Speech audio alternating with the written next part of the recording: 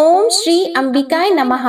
मैं हूँ वामिका और आप सभी का हमारे चैनल आध्यात्मिक सागर में बहुत बहुत स्वागत है। आप सभी का दिन शुभ और मंगलमय हो और माँ भगवती की कृपा आप पर सदा बनी रहे।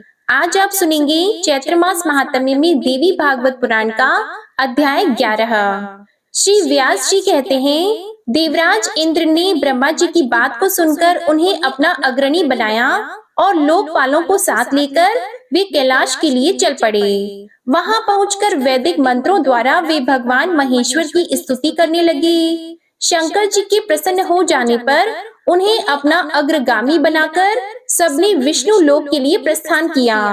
वैकुंठ में पहुंचकर स्तुति करने के बाद देवादिदेव भगवान श्री हरि से अपने आने का उद्देश्य बताया और कहा कि वर पा जाने के कारण महिषासुर में असीम अभिमान आ गया है। उसके महान भय से मैं व्याकुल हो रहा हूँ। देवराज इंद्र के भय की बात सुनकर भगवान विष्णु ने उपस्थित ब्रह्मा आदि देवताओं से कहा कि हम लोगों का महिषासुर के साथ दुर्जय संग्राम हो और उसमें वह दानव काम आ जाए। व्यास जी कहते हैं, ऐसा कार्यक्रम निश्चित करके ब्रह्मा विष्णु एवं शंकर प्रभृति सभी प्रधान देवता अपने अपने वाहनों पर सवार होकर युद्ध के लिए चल पड़े। ब्रह्मा जी हंस पर बैठे, भगवान विष्णु के वाहन गरुड़ हुए, शंकर जी वृषभ पर सवार हुए, इंद्र ने ऐरावत हाथी की पीठ पर आसन जमाया, स्वामी कार्तिकेय मोर पर चढ़े और यमराज ने भैंसे की सवारी की। अपने सैनिक बल को संभालकर ज्यों ही ये उपर्युक्त देवता आगे बढ़े कि तुरंत महिषासुर के द्वारा सुरक्षित मदोन्मत्त दानवी सेना सामने मिल गई। फिर तो वहीं देवताओं और दानवों की सेना में भयंकर युद्ध आरंभ हो गया। भांति भांति के भयंकर अस्त्र शस्त्र लेकर वे परस्पर एक दूसरे को मारने और काटने लगे। महिषासुर की सेना अध्यक्ष महाबली चिक्षुर ने हाथी पर बैठकर 5 बाणों से इंद्र को मारा। देवराज इंद्र भी तुरंत उसके प्रतिकार में लग गए। उन्होंने अपने बाणों से चिक्षुर के बाण काट डाले, साथ ही अर्धचंद्र संज्ञक बाण से उसकी छाती में चोट पहुंचाई। उस बाण से व्यथित हो जाने के कारण महिषासुर का सेना नायक चिक्षुर हाथी पर बैठे ही मूर्छित हो गया। इसके बाद इंद्र ने हाथी की सूंड पर वज्र से प्रहार किया। वज्र लगते ही हाथी की सूंड कट गई और उसके प्राण प्रयाण कर गए। उसकी सेना में भगदड़ मच गई। यह देखकर दानवराज महिषासुर क्रोध से तमतमा उठा। उसने विडाल नामक पराक्रमी दानव से कहा, महाबाहो, तुम बड़े शूरवीर हो। इंद्र को अपने बल का अभिमान हो गया है। तुम जाओ और उसे परास्त कर दो। वरुण प्रभृति अन्य जितने भी देवता हैं, उन्हें मारकर मेरे पास लौट आना। व्यास जी कहते हैं, विडाल असीम बलशाली वीर था। महिषासुर की बात सुनकर वह मतवाले हाथी पर सवार हुआ और इंद्र के साथ युद्ध करने चल दिया। उसे आते हुए देखकर इंद्र ने विषधर सांप की तुलना करने वाले बाणों से विडाल पर प्रहार करना आरंभ किया। विडाल ने तुरंत अपने धनुष से छूटे हुए बाणों द्वारा इंद्र के बाण काट डाले, साथ ही 50 बाणों से इंद्र को चोट पहुंचाई। जिस प्रकार विडाल के प्रयास से देवराज के बाण कट गए थे, वैसे ही उन्होंने भी उसके बाण काट गिराए। इसके बाद इंद्र ने अपने सर्प तुल्य तीखे बाणों से क्रोध पूर्वक विडाल को मारना आरंभ किया। उस दानव ने इस बार भी अपने धनुष से छूटे बाणों से देवराज के बाणों को काट दिया। तब इंद्र ने विडाल के हाथी की सूंड पर गदा से प्रहार किया। गदा लगते ही सूंड धड़ से अलग हो गया। फिर तो वह हाथी बार बार चिघाड़ने लगा और पीछे मुड़कर दानवी सेना को कुचलने लगा। अब सैनिक भय से घबरा उठे। हाथी युद्ध भूमि से भाग आया। यह देखकर विडाल तुरंत एक सुंदर रथ पर बैठा और सम्रांगण में देवताओं के सामने डट गया। इंद्र ने देखा विडाल रथ पर सवार होकर फिर आ धमका है। तब वे विषैले अपने तीखे तीर उस पर छोड़ने लगा। महाबली विडाल ने भी लगातार बाण वर्षा आरंभ कर दी। इस प्रकार देवराज इंद्र और विडाल दोनों का भयंकर युद्ध होने लगा। वे दोनों अपने अपने पक्ष की विजय चाहते थे। उस समय क्रोध के कारण इंद्र की इंद्रियां विचलित हो उठी थीं। उन्होंने विडाल को विशेष बलवान देखकर जयंत को अपना अग्रणी बनाया और वे दानव के साथ लड़ने लगे। जयंत ने अपने चमकीले 5 बाण धनुष पर चढ़ाकर बलपूर्वक खींचे और उनसे मतवाले विडाल की छाती में गहरी चोट पहुंचाई। बाणों के लगते ही विडाल गिरने लगा। इतने में उसके सारथी ने उसे रथ पर संभाल लिया और तुरंत रथ लेकर वह युद्ध भूमि से बाहर निकल गया। विडाल के मूर्छित होकर सम्रांगण से चले जाने पर देवसेना में विजय घोषणा आरंभ हो गई। विजय के धौंसे बजने लगे। देवताओं के मुख से निकली हुई विजय घोषणा सुनकर महिषासुर का क्रोध पुनः उभर आया। उसी क्षण शत्रु के अभिमान को चूर्ण करने वाले ताम्र नामक दानव को उसने भेजा।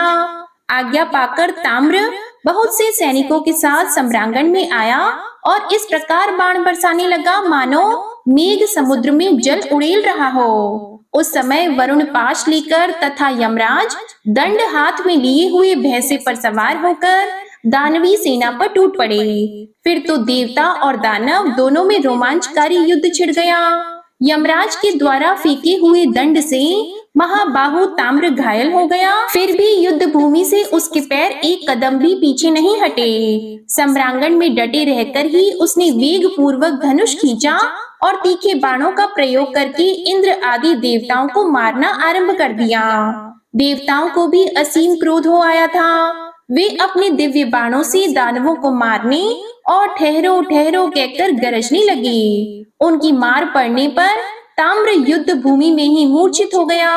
दानव सैनिक बड़े जोर से हाहाकार मचाने लगे और भय से उन सबका हृदय थर्रा उठा था। व्यास जी कहते हैं, ताम्र नामक दैत्य के मूर्छित हो जाने पर महिषासुर ने कुपित होकर विशाल गदा उठाई और वह स्वयं देवताओं पर टूट पड़ा। देवताओं ठहरो, तुम सब लोगों को आज मैं गदा से चूर्ण कर देता हूँ। तुम सदा से ही निर्बल हो। जहाँ कहीं भी इच्छा अनुसार बलि खा लेना तुम्हारा स्वाभाविक काम है। इस प्रकार कहकर अभिमान से चूर रहने वाला महिषासुर देवराज इंद्र के पास पहुंच गया। इंद्र ऐरावत हाथी पर बैठे थे। महाबाहु महिषासुर ने उनके कंधे पर गदा से चोट पहुंचाई और इंद्र भी सावधान थे। उन्होंने अपने भयंकर वज्र से दानव की गदा तुरंत काट डाली। फिर महिषासुर को मारने के लिए बड़ी शीघ्रता से वे आगे बढ़े। महिषासुर भी साधारण क्रोधी नहीं था। उसने चमचमाती हुई तलवार हाथ में ले ली। महान पराक्रमी इंद्र सामने पहुंच चुके थे। आगे बढ़कर उस दैत्य ने उन पर तलवार चलाना आरंभ कर दिया। फिर तो दोनों में संपूर्ण प्राणियों को भयभीत करने वाला रोमांचकारी युद्ध ठन गया। तरह तरह के आयुधों का प्रयोग करके वे लड़ रहे थे। उस समय शंबरासुर ने एक ऐसी माया का आविष्कार किया था जिसमें संपूर्ण जगत को नष्ट कर देने की शक्ति थी तथा मुनि भी जिसके चक्कर में पड़ जाते थे। महिषासुर ने शीघ्रता पूर्वक उसी माया का प्रयोग किया। उस विचित्र माया के प्रभाव से वहां एक ही साथ करोड़ों महिषासुर प्रकट हो गए। रूप और पराक्रम में सभी समान दिखाई देते थे। सबकी भुजाएं आयुधों से अलंकृत थी और वे देवताओं की सेना पर प्रहार कर रहे थे। ऐसी स्थिति में दैत्य द्वारा रची गई उस मोहकारी माया की भीषण रचना देखकर इंद्र के मन में भय के कारण अत्यंत घबराहट उत्पन्न हो गई। वरुण, कुबेर, यमराज, अग्नि, सूर्य और चंद्रमा, इन सबके मन में भी महान त्रास छा गया। अपनी विचार शक्ति खोकर ये सभी देवता भाग चले। तब उन्होंने दूर जाकर ब्रह्मा, विष्णु एवं शंकर का चिंतन किया। स्मरण करते ही वे देवताओं के पास आ गए। हंस, गरुड़ और बलिवर्द पर वे बैठे हुए थे। देवताओं की रक्षा करने के लिए उन्होंने हाथ में श्रेष्ठ आयुध ले रखे थे। मोह उत्पन्न करने वाली उस आसुरी माया को देखकर भगवान विष्णु ने अपना प्रज्वलित सुदर्शन चक्र चलाया। उस चक्र के प्रचंड तेज से माया की सारी रचना समाप्त हो गई। उस समय सृष्टि, स्थिति और संहार के अधिष्ठाता प्रधान देवता वहां उपस्थित थे। महिषासुर ने उन्हें देखकर युद्ध की अभिलाषा से परिघ उठा लिया और तेजी से आगे बढ़ा। महान बलशाली महिषासुर, उसका सेनाध्यक्ष चिक्षुर, उग्रवीर्य, असिलोमा, त्रिनेत्र, ये दानव तथा इनके अतिरिक्त भी बहुत से दैत्य युद्ध करने के विचार से निकल पड़े। सभी कवच पहने हुए थे। भुजाएं धनुष से सुशोभित थीं। वे मतवाले होकर रथ पर बैठे थे। उन्होंने संपूर्ण देवताओं को इस प्रकार घेर लिया मानो सियार सुकोमल बछड़ों को घेर कर खड़े हों। इसके बाद वे समस्त दानव मदांध होकर देवताओं पर बाण बरसाने लगे। देवताओं द्वारा भी उसी प्रकार की बाण वर्षा आरंभ हो गई। एक दूसरे को मारने के लिए सब पर्याप्त प्रयत्न कर रहे थे। इसके बाद भगवान विष्णु के तथा शंकर जी के साथ महिषासुर तथा उसके पक्ष के दानवों का भयंकर युद्ध हुआ और कुछ समय बाद सर्वज्ञ भगवान विष्णु, शंकर जी तथा ब्रह्मा जी अपने अपने लोक को लौट गए। महाबली इंद्र हाथ में वज्र लेकर युद्ध के मैदान में डटे थे। वरुण हाथ में शक्ति लेकर युद्ध में देवराज का साथ दे रहे थे। यमराज भी दंड लेकर युद्ध करने में लगे रहे। फिर कुबेर स्वच्छंदता पूर्वक युद्ध के लिए प्रयत्नशील बन गए। अग्निदेव ने शक्ति लेकर युद्ध में सहयोग देना आरंभ कर दिया। युद्ध करने के लिए उनके मन में निश्चित विचार हो गया था। नक्षत्रों के नायक चंद्रमा और भगवान सूर्य एक साथ पधारे। दोनों एक साथ होकर युद्ध करने के लिए खड़े हो गए। दैत्यवर महिषासुर को देखकर लड़ने के लिए वे मन में पक्की धारणा कर चुके थे। इतने में दानवी सेना सामने पहुंच गई।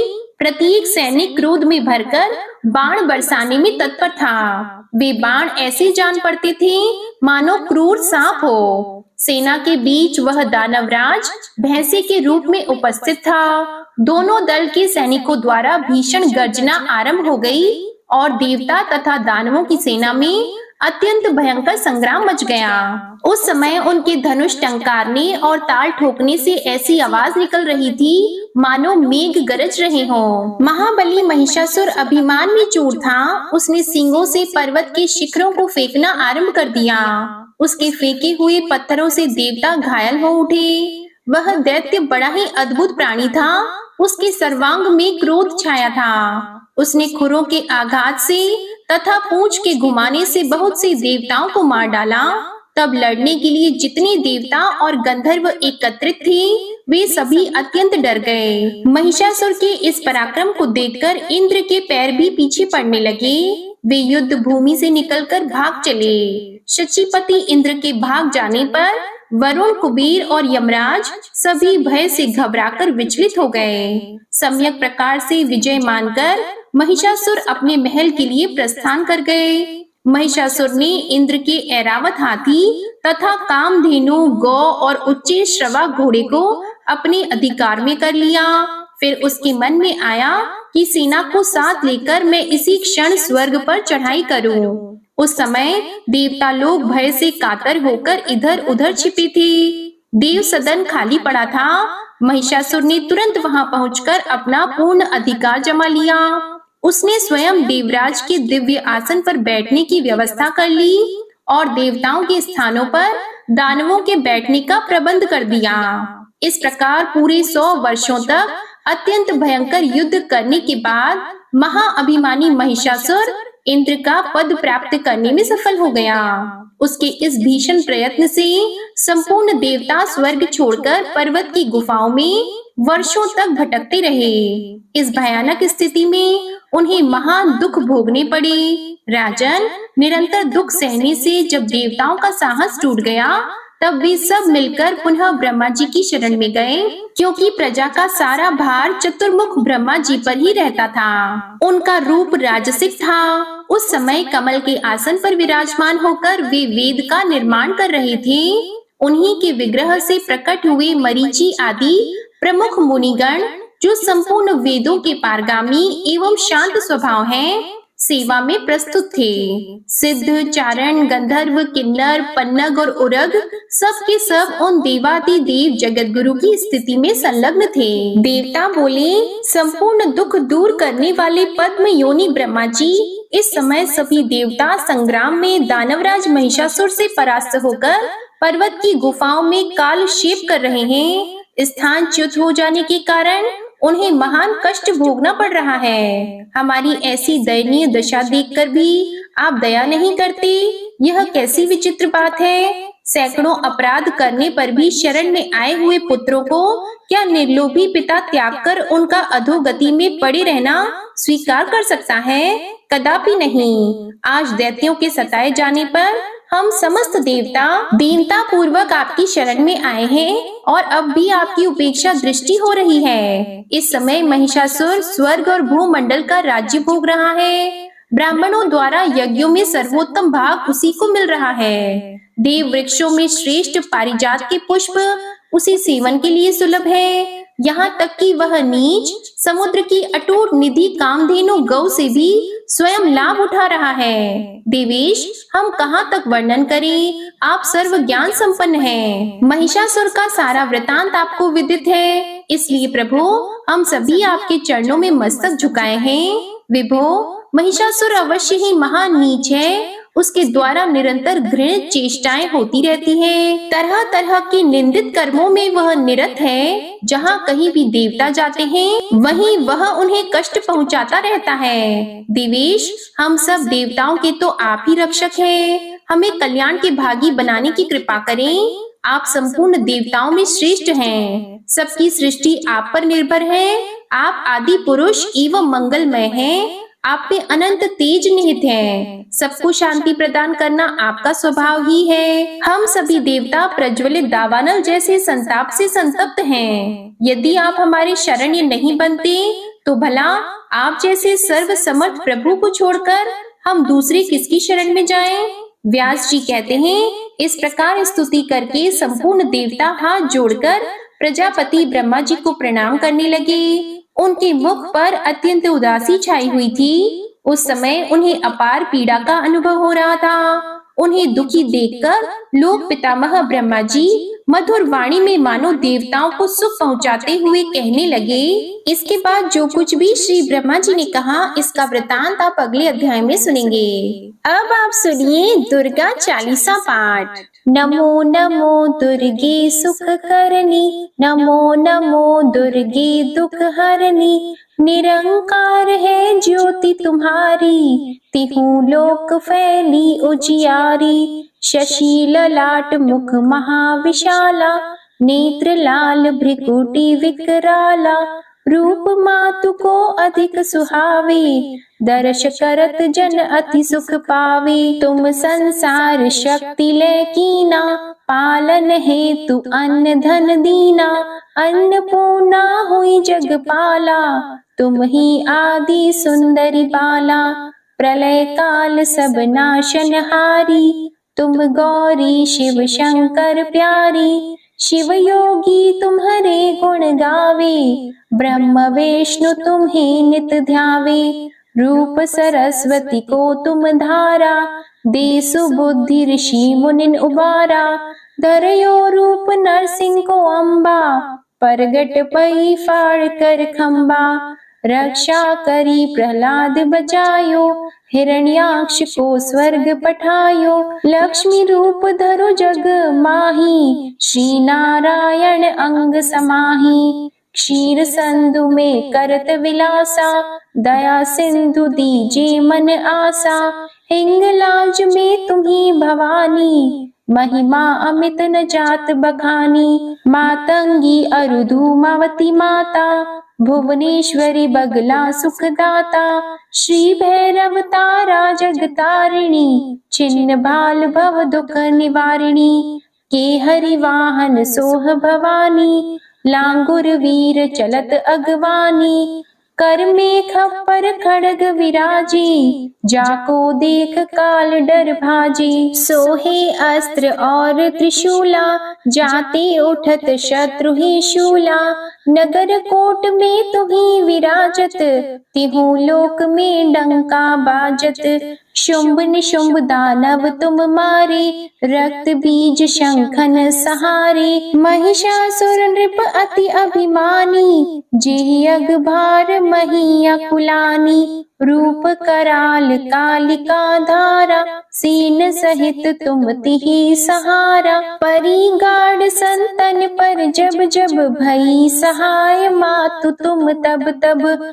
अमरपुरी अरुबा सवलोका, तब महिमा सब रहे अशोका। ज्वाला में है ज्योति तुम्हारी, तुम्हें सदा पूजे नर नारी।